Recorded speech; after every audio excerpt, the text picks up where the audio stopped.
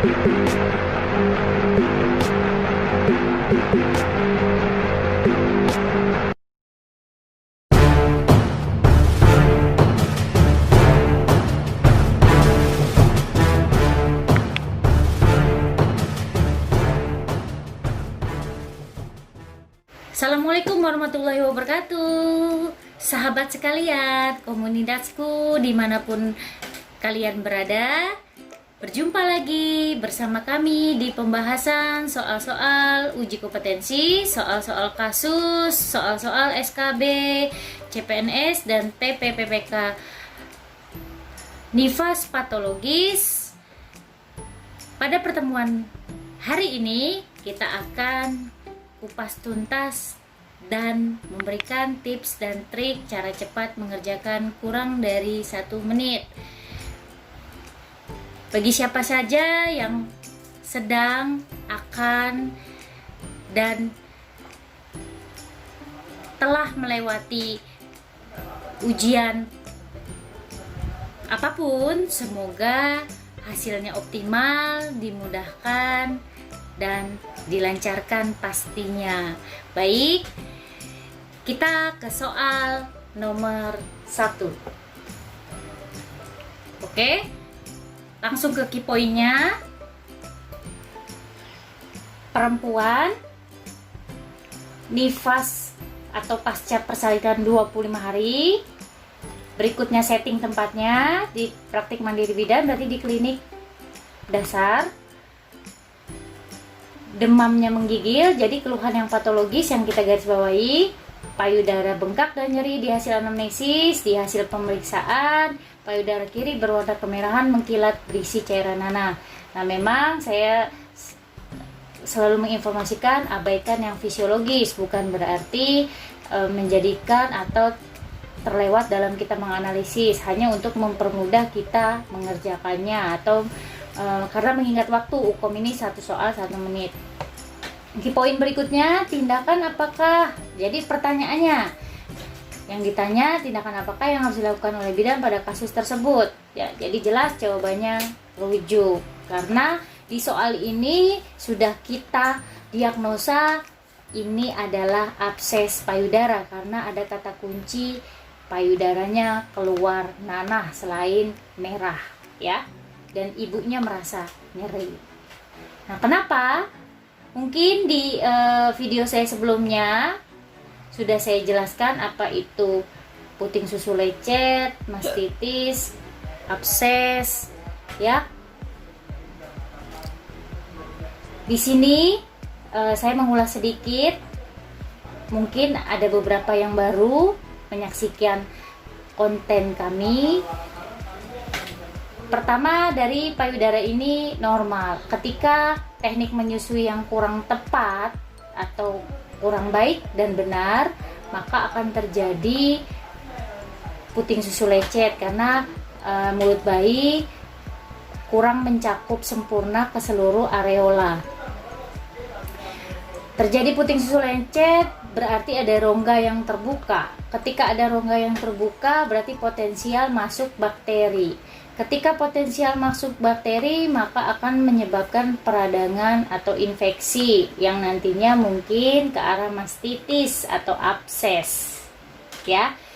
Bedanya kalau mastitis atau abses yang selalu berakhiran is, saya informasikan adalah ada infeksi atau peradangan. Bedanya kalau mastitis payudaranya berwarna merah atau mengkilat, pastinya nyeri ya. Dan kalau abses, kata kuncinya tadi keluhan tadi ditambah dengan adanya nanah. Nah, apa bedanya dengan payudara bengkak? Payudara ini bengkak ini terjadi sebelum terjadinya mastitis. Ketika refleks oksitosin ini kurang bekerja secara optimal, artinya si bayi kurang menyusui, kurang aktif menyusui, maka fungsi dari oksitosin mengeluarkan atau memancarkan ASI pastinya bekerja kurang sempurna, sehingga ASI di dalam menumpuk. Karena apa? Si refleks atau hormon prolaktin itu fungsinya bekerjanya terus menerus, ya, sehingga meskipun tadi si bayi kurang menghisap atau kurang aktif menyusui, si prolaktin akan terus bekerja memproduksi ASI. Nah, kalau ininya tidak atau kurang dikeluarkan, ininya terus diproduksi, makanya akan terjadi pembengkakan. Nah, kita kembali ke soal nomor 1. Nah, kenapa jawabannya bukan lakukan insisi? Nah, lakukan insisi ini adalah tugasnya dokter. Makanya harus dirujuk dan dikerjakan di rumah sakit. Dan ini ingat di soal ini, bidan di praktik mandiri jelas bukan kewenangannya. Kenapa bukan pijat payudara di soal abses ini? Ya jelas, ini peradangan, sakit. Ya. Kalaupun boleh bukan dipijat tapi dikeluarkan ASI-nya dengan cara manual, ya, breast care, memerah ASI ataupun dengan dipompa. Kenapa bukan dihentikan menyusui? Kalau seandainya absesnya yang terjadi bukan di sini, ya, bukan di sekitar sini, bukan di sekitar puting ataupun di mendekati puting, absesnya terjadi di payudara bagian atas, maka sah-sah aja untuk disusui karena bagian ini terhindar terkontaminasi nananya. Ya. Kalaupun di sini itu silakan dipompa, tetap dikosongkan payudaranya karena kalau tidak akan bengkak, akan terjadi bendungan, tambah sakit, suhunya makin meningkat. Ya, mastitis ataupun abses tadi suhunya akan meningkat. Nah, kalau misalnya absesnya di sini tadi kurang berani menyusui, padahal saya informasikan harusnya bisa disusui, ya silakan dipompa, dilihat kalau ASINya nanti terhindar dari nanah isinya, silakan disendokkan ke bayi, hindari dibuang. Nah, ini ya kata kunci yang mencolok adalah suhunya nih tinggi selain nanah. Kenapa jawabannya bukan kompres dingin dan hangat secara bergantian? Boleh, pada kasus ini pun boleh, tetapi tidak menyelesaikan si nanahnya ataupun peradangannya, karena selain tadi harus diisi dengan atau dilakukan pembedahan, ya, pembedahan kecil ataupun tergantung tingkat absesnya, maka harus juga disupport dengan terapi untuk mengatasi peradangannya dan tadi infeksinya, meningkat suhunya juga. Jadi ini hanya menyelesaikan atau melancarkan peredaran darah dan mengurangi nyeri atau bendungannya, bukan absesnya. Oke, ke soal 2. Langsung perempuan umurnya 19 tahun, hati-hati ya Resti. Nih, di umur selalu saya bilang garis bawahi karena usia yang aman 20-35 tahun. Anak nifas pertama, 1 jam yang lalu setting tempatnya di rumah sakit. Berarti sudah tingkat rujukan paling atas. Berarti kasus patologis pun bisa ditangani di sini. Nah, hasil anamnesisnya yang harus digarisbawahi, perutnya tidak mules karena kita cari yang patologis. Berarti kontraksinya nih kurang bagus. Hasil pemeriksaannya yang harus digarisbawahi adalah uterusnya benar ternyata teraba lembek dan perdarahan karena yang dibilang HPP, hemoragi postpartum, volume darahnya kurang lebih sama dengan 500 cc. Key point berikutnya adalah pertanyaannya, apakah diagnosis yang paling mungkin pada kasus tersebut, ya, atau kasus di atas? Sudah pasti jawabannya adalah atonia uteri, karena atonia uteri yaitu merupakan diagnosa bahwa HIS kurang optimal setelah pasca persalinan, atau bahkan bukan kurang optimal, tidak adanya HIS atau kontraksi atau mules yang membantu uterus kembali seperti sedia kala atau normal. Kenapa tadi jawabannya bukan inersia, ya? Jadi saya jelaskan dulu inersia uteri, bedanya dengan atonia uteri, ya. Nah, sama inversio uteri, ya. Tolong disimak. Nah, apa bedanya inersia dengan atonia? Nah, in itu di dalam, berarti berarti ada hubungannya di kehamilan, persalinan saat bayi atau baby belum keluar. Ini berhubungan dengan kontraksi atau his atau mules. Tadi saya bilang atonia itu setelah melahirkan atau nifas. Nah, kalau inersia berarti hisnya kurang baik, kurang optimal, atau bahkan melemah saat kehamilan, persalinan. Ya, jadi dapat mempengaruhi pastinya pembukaan, dapat menghambat proses persalinan dan lain-lain. Dan ingat, ini di kehamilan, ya. Tapi kalau atonia tadi, ketika tidak ada kontraksi, tidak ada mules di uterus, otomatis akan menghambat yang namanya involusi uteri. Involusi uteri ini artinya adalah kembalinya alat-alat reproduksi atau organ-organ reproduksi setelah nifas kembali normal, ya. Nah, di uterusnya saya pernah bahas di video atau konten sebelumnya, silakan untuk melihat. Nah, kalau involusi uteri ini terhambat, maka akan terjadi subinvolusi uteri.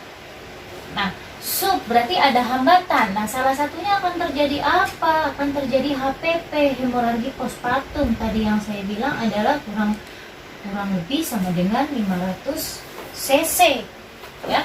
Mungkin kalau kurang jelas. Nah, kenapa jawabannya bukan inversio uteri?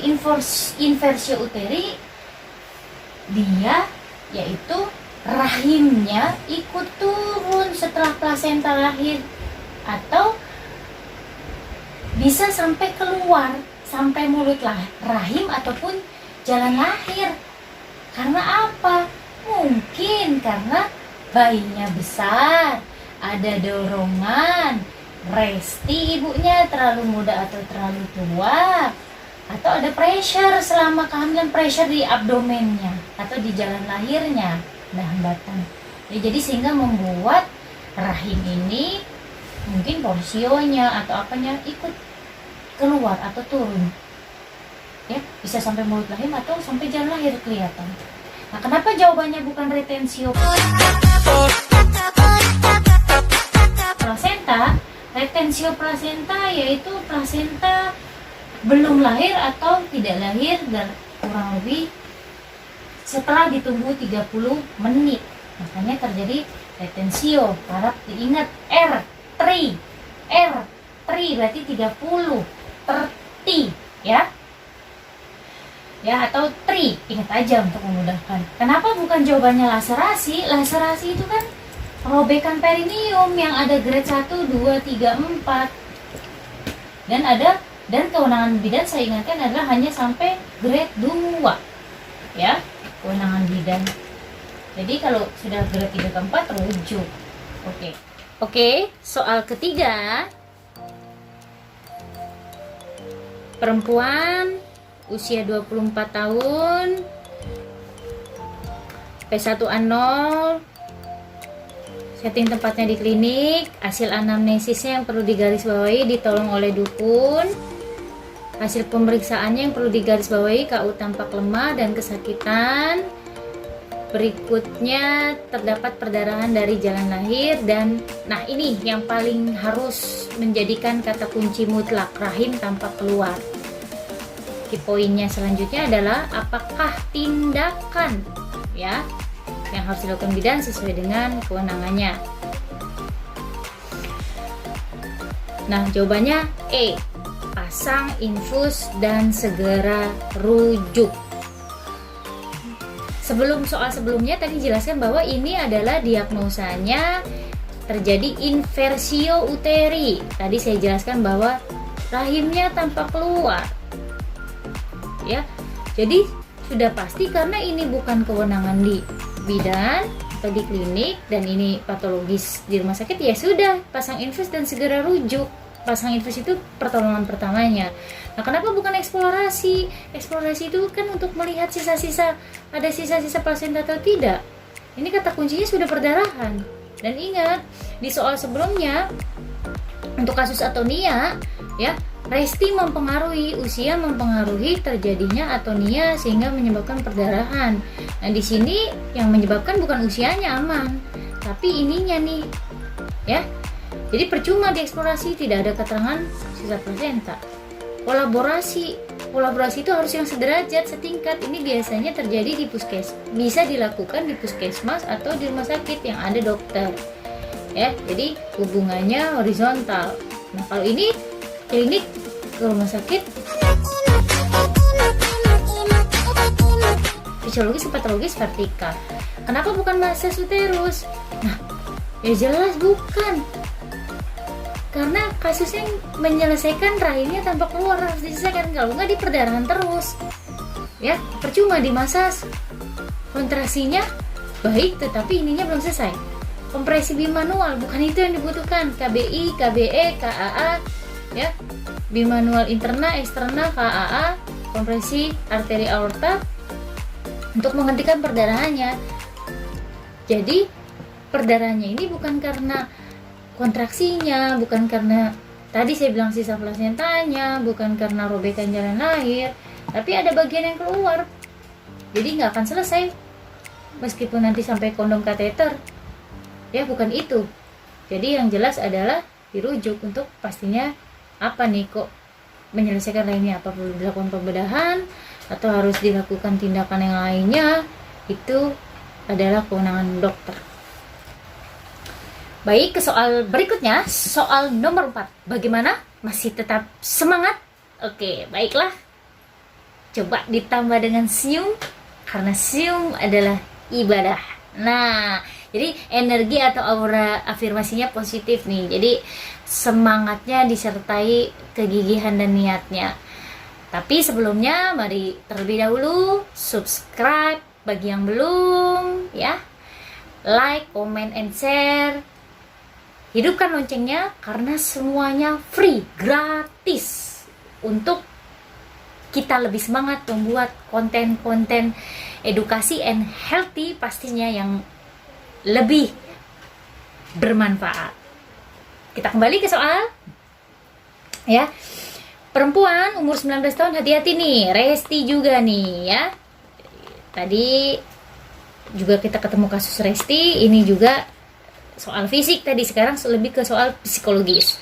Anak pertama, pengalaman pertama ya, 7 hari yang lalu, setting tempatnya PMB, hasil anamnesisnya yang perlu digarisbawahi, suasana hati ibunya sering berubah-ubah, kemudian berarti sering menangis, susah tidur, nafsu makan menurun, cenderung diam. Nah, ini nih yang harus digarisbawahi. Hasil pemeriksaannya ibu tampak murung, lesu. Kata kuncinya, namun masih mau menyusui bayinya. Key point berikutnya, apakah diagnosis yang paling tepat pada kasus di atas? Ya, sudah pasti jawabannya postpartum blues, ya. Kenapa postpartum blues? Postpartum blues ini adalah sebenarnya fisiologis, ya, fisiologis. Namun kasus-kasus yang fisiologisnya gini, karena sebenarnya adalah ini perubahan hormonal pada ibu nifas. Namun segala sesuatu yang fisiologis tetapi tetapi tidak dimanajemeni atau tidak diberdayakan dirinya secara positif, maka akan terjadi postpartum blues yang mengarah ke negatif, yang nantinya jika kurang terkontrol akan terjadi sampai depresi postpartum, ya. Depresi, bahkan yang paling parah adalah psikosis, gangguan jiwa, karena psikosis itu gangguan jiwa ada riwayat keturunan, hati-hati, genetiknya ada. Nah, bedanya antara postpartum blues ini, sebenarnya postpartum blues ini selain hormonal, dia harus sistem support yang baik dari suami, dukungan, keluarga, tenaga medis, ya. Apalagi ini pengalaman di soal adalah anak pertama, ya, selain resti tadi. Pertama lah istilahnya mungkin belum siap secara psikologis, udah menikah di usia yang resti, alat reproduksinya belum siap, belum matang, ditambah dengan juga ini psikologisnya ya. Support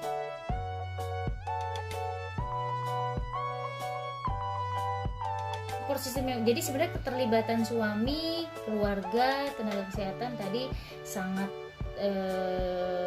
penting.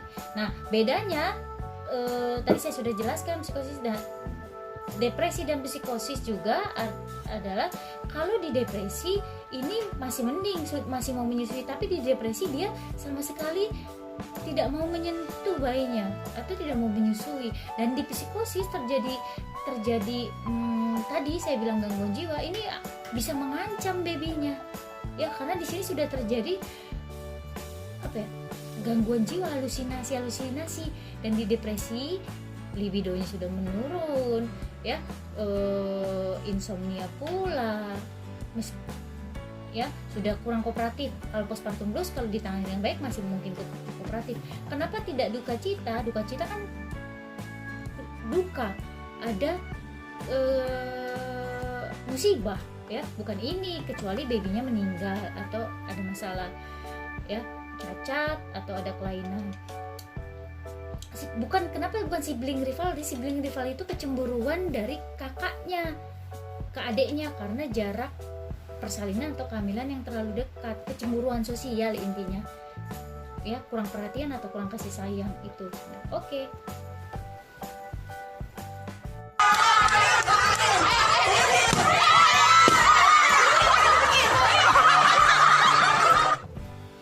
Baik, ke soal yang kelima, masih tetap semangat. Pasti lulus. Harus selalu diniatkan pasti lulus. Diimbangi dengan latihan mandiri aktif. Ya. Duit, doa, usaha, ikhtiar dan tawakal pastinya. Oke.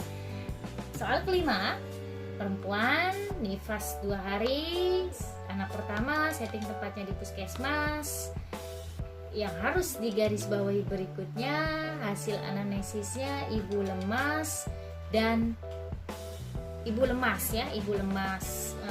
Kalau perut rasa mulus ini bagus, fisiologis kontraksinya baik, berarti memang harusnya dinifas seperti ini, kecuali tidak mulus itu baru kita garisbawahi. Jadi yang ibu lemas saja, hasil pemeriksaannya ini bagus. Ya, ini udah merupakan key point. Nah, key point berikutnya adalah apakah penyebab yang mungkin terjadi pada kasus tersebut.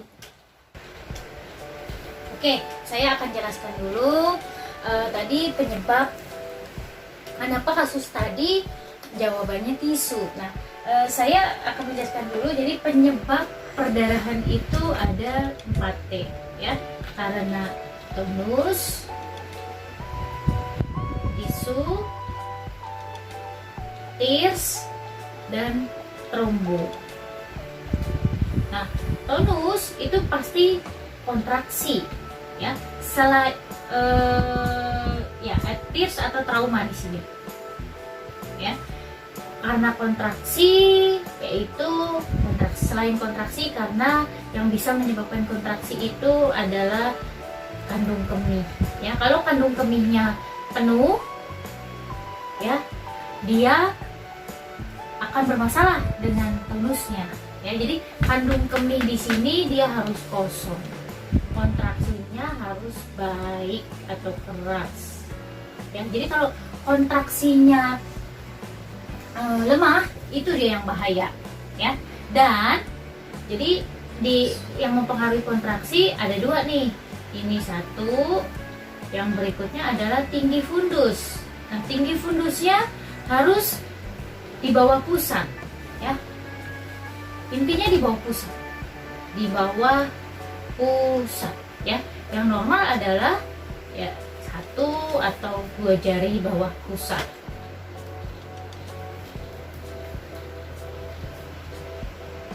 Ini yang mempengaruhi, harus hati-hati ya, makanya dipastikan kandungnya. Tadi di soal kandung kemihnya kosong berarti aman, kontraksinya kuat atau keras, baik, berarti aman ya. Terus di soal berikutnya tidak ada keterangan bahwa ada robekan jalan lahir ya, berarti ini aman. Ini berarti robekan jalan lahir. Nah, tadi saya bilang ya, grade 1, 2, 3,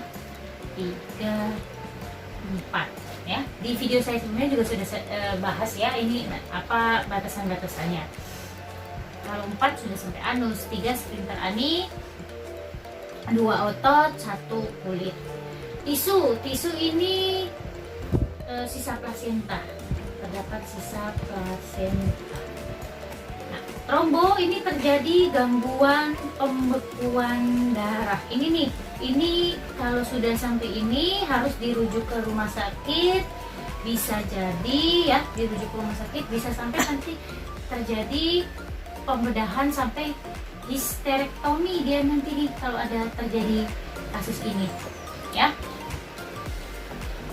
karena sudah ada terjadi gangguan pembekuan darah. Kalau dia tidak diatasi, dia akan berdarah terus karena terjadi gangguan pembekuan. Makanya harus, mungkin solusinya salah satunya itu udah kewenangan dokter bukan bidan ya, rahimnya mungkin diangkat.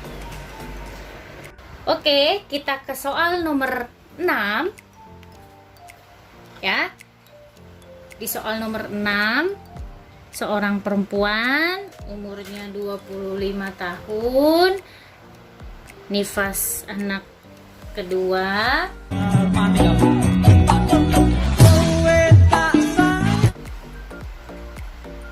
hari pertama ya, yang harus digarisbawahi ruptur perineum, tapi sudah dilakukan penjahitan.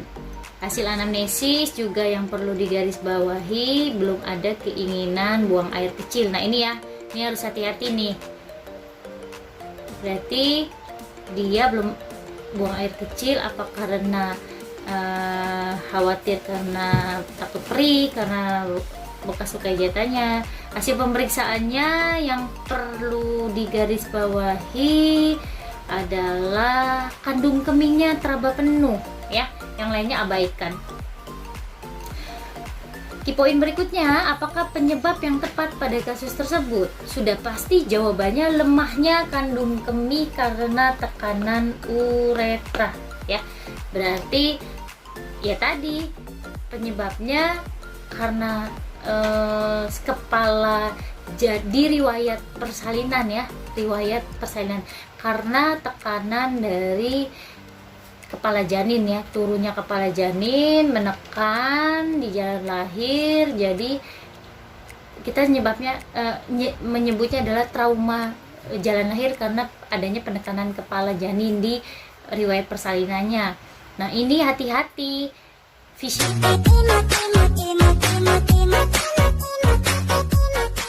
fisiologisnya adalah ibu harus buang air kecil selama atau paling lama 6 jam pasca persalinan.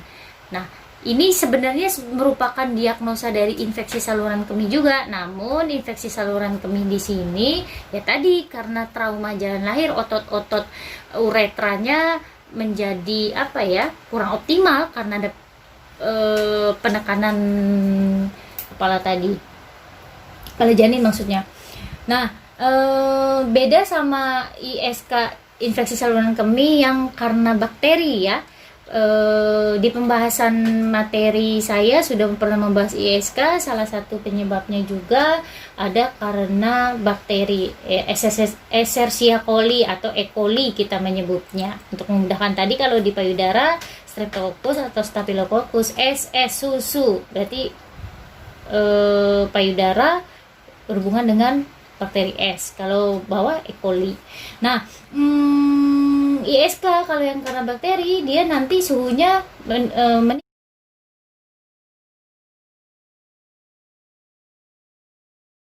meningkat atau suhunya panas ya, karena sudah menunjukkan infeksi lebih dari 37,5 derajat Celcius, karena suhu normal 36,5 sampai 37,5. Nah, warna urinnya pasti juga sudah berubah merah hati-hati tapi untuk mendiagnosa di nifas ini. Nah, ini ISK-nya bukan tadi yang saya sebabkan karena bakteri tadi karena ini otot-ototnya tadi, karena penekanan kepala janin tadi di persalinan. Namun bidan harus cepat dan tanggap nih, harus asuhannya adalah bladder training, coba untuk melatih ya, menyiram-nyiram dulu, merangsang lah, menstimulus, baru kateter, dan kalau nggak bisa juga ya rujuk ya, karena ini sudah kewenangan dokter. Kalau berhubungan dengan otot biasanya harus ada tindakan selanjutnya atau terapi. Nah, kenapa jawabannya bukan robekan perineum, dia belum pipis? Ya mungkin salah satu penyebabnya tadi karena otot-ototnya melemah, sebenarnya pipisnya udah penuh tetapi nggak keluar ya.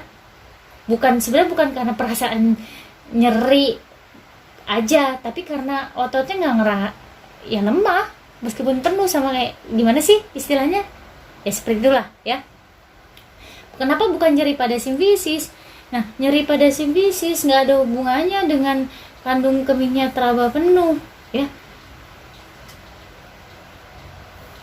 Harusnya kalau dia cuma nyeri, dia harusnya bisa pipis harusnya ya. Tapi ini kandung kemihnya teraba penuh.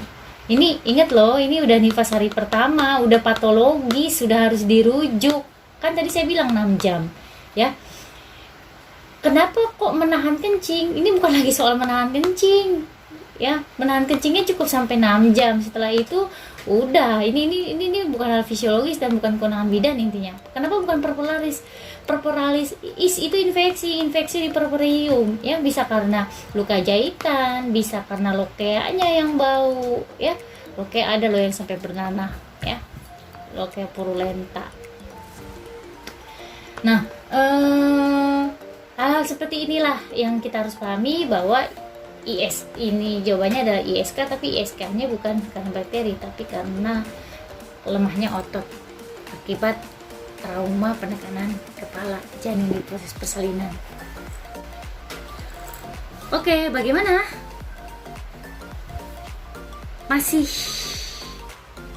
Sepertinya masih giat-giat untuk tetap latihan mandiri ya. Oke, baik. Semoga semangatnya diimbangi dengan ibadah pastinya ya, karena kita sudah berikhtiar, tapi tetap Tuhan atau Allah yang berkehendak. Dan pastinya bagi yang mau ukom nih ataupun ujian apapun, minta restu orang tua, atau mohon maaf nih jika pernah melakukan kesalahan atau kehilafan atau sikap-sikap yang kurang berkenan. Semoga lulus di kesempatan ini sekali, ataupun yang sudah berkali-kali, harus dan insya Allah lulus. Oke, di soal yang terakhir, di soal yang ke-7 ya. Perempuan 29 tahun, melahirkan nifas ya, anak ketiga 2 jam yang lalu. Ini perdarahan yang harus digarisbawahi. Hasil anamnesisnya pusing, pandangan, mohon maaf ini pandangan kabur ya, pandangan kabur, lemas. Hasil pemeriksaan yang perlu digarisbawahi, tampak pucat ya. Key point selanjutnya adalah apakah komplikasi yang terjadi pada kasus tersebut ya. Oke, jawabannya adalah A, shock hipovolemia.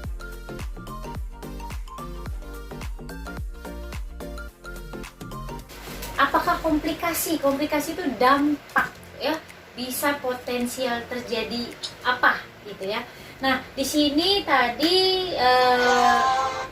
pandangannya kabur. Pandangannya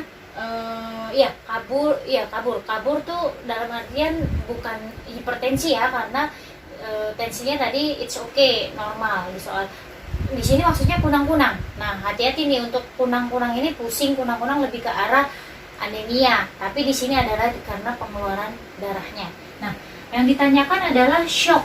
Nah, tadi di soal adalah shocknya itu ada diantaranya shock septik, ya. Berikutnya tadi shock kardiogenik,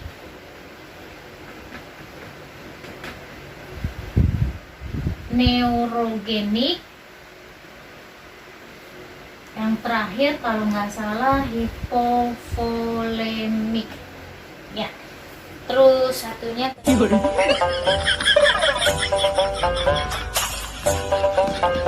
tadi anafilaktik. Nah, untuk memudahkan kita, shock septik ini berhubungan dengan shock yang berhubungan dengan dampak atau risiko jika terjadi infeksi. Jadi jangka panjangnya potensial kemungkinan terjadinya shock septik kalau dia dasar infeksi. Di soal tidak ada keterangan suhunya panas, ya.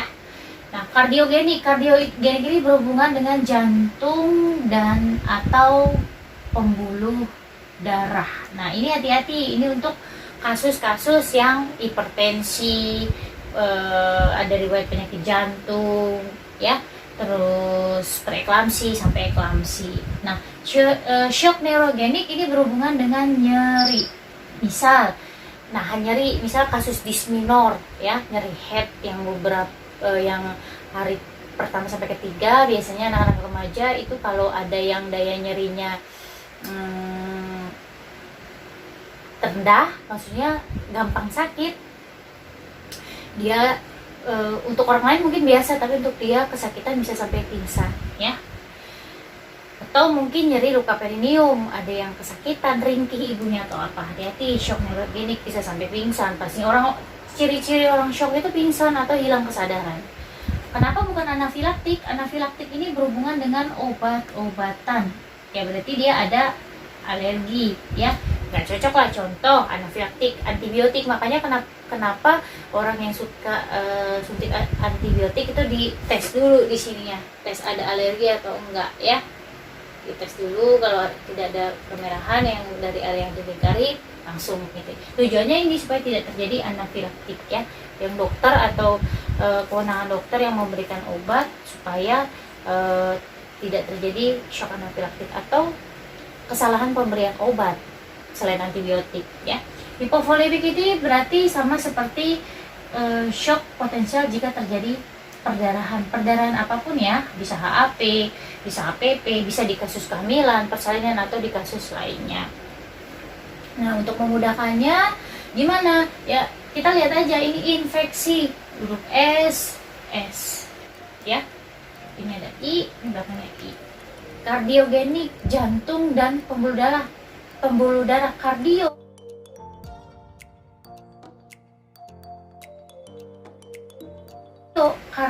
Kardio ini bahasa ilmiah atau bahasa kardio berhubungan dengan jantung, kardiak, jantung, ya. Neuro itu saraf, ya, neuro, ya. Anafilaktik pasti ingat ini obat-obatan. Dan hipovolemik depannya H, nih, hemoragi, ingat aja, hemoragi berarti kasus perdarahan. Oke. Baiklah, demikian pembahasan soal-soal UKOM dan soal-soal ujian lainnya NIPAS patologis. Semoga apa yang soal yang telah kita bedah tadi dimengerti, memudahkan, dan menjadi bahan referensi atau tambahan atau bisa menjadikan jembatan-jembatan keledai dalam proses pembelajaran atau persiapan ujian sahabat atau komunitas sehati di luar sana. Semoga apa yang diharapkan kali ini hasilnya optimal, dan pastinya saya tunggu informasi kelulusannya. Sebelum ditutup, pastikan sudah aktifkan lonceng notif untuk mendapatkan notifikasinya. jika ada konten-konten selanjutnya yang masuk untuk bisa tetap update. Oke, see you again. Saya pamit undur diri. Wassalamualaikum warahmatullahi wabarakatuh. Salam sehati. Sehat itu harus dan pasti. Salam sukses, salam sehat, salam bahagia. Kerja keras, kerja cerdas, kerja ikhlas. Sampai jumpa.